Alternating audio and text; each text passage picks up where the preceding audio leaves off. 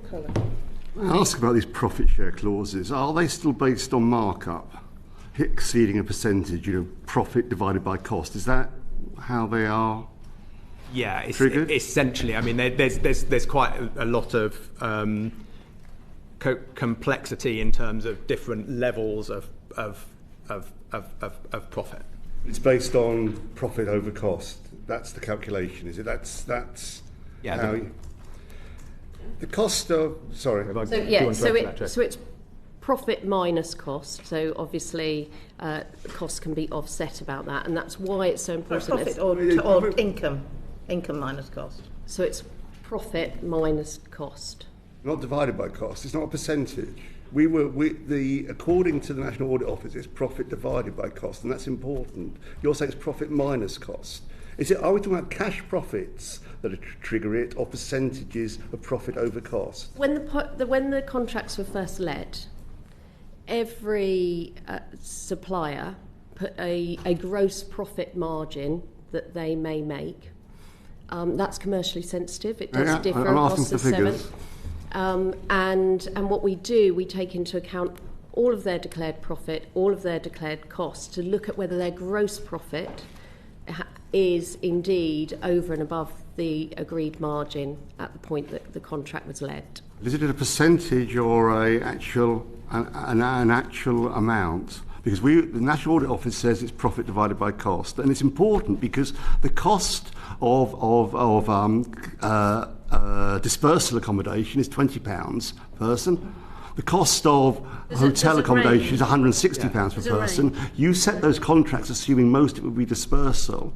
Now, much of it was and it still is hotel accommodation. Therefore, the percentage cost, 5% of £20 is £1 profit. 5% of £160 is £8 profit. ClearSpring's profit per person has gone up from £6,000 per person in 2020 to £300,000 per employee in 2024.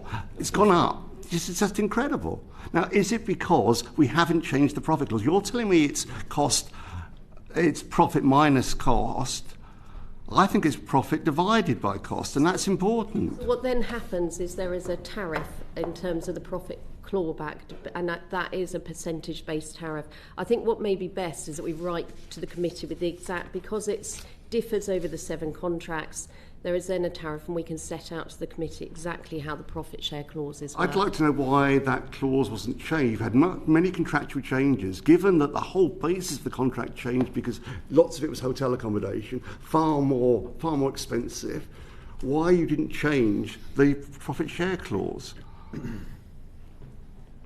Mr. Ridley, any thoughts?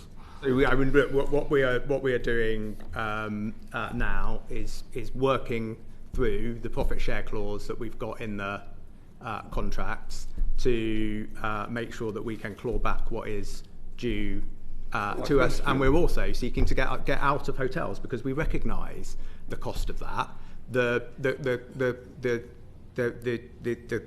primary thing we are seeking to do is to reduce the use of and get out of hotels, and that is the way in which we've saved the money that we have saved over the last year. My question was why the profit clause wasn't changed when the whole basis of the contract was different, because so much more of it was hotel accommodation, which had a higher base cost, and therefore percentage profits would make a lot more money for these providers. Why wasn't the profit clause changed? Look, I don't, I'm afraid, have with me the details of all the various clauses that were changed and how they were changed at the time. I'm very happy to. Well, there's even confusion. This is back in 2020, 2021, and I don't think any of us were there then, but we're happy to go back and investigate and get back to you. Thank you. I'm still completely confused. I'm sorry, I'm trying to work this out. You're saying that you look at profit is income minus cost, yes? So we all agreed on that. So why would you then take income minus costs and then take costs off again? I'm totally confused. Are we talking about 2 different numbers? Sorry, I'm going back to my basic accounting here. So I think what we'd like to do is set that out to the committee, and just to make sure that we're relaying that to the committee accurately. Okay, thank you. All right. Ben Maguire. Thanks, Chair, and thanks to everyone for coming in. So, given the concerns raised with us as a committee about the standards of accommodation, and those include quality of accommodation, unsuitable for vulnerable asylum seekers, poor communication with asylum seekers from the providers, and inadequate safeguarding, which I think we'll come on to later, do you think the Home Office has received an adequate service for what it's paid those providers?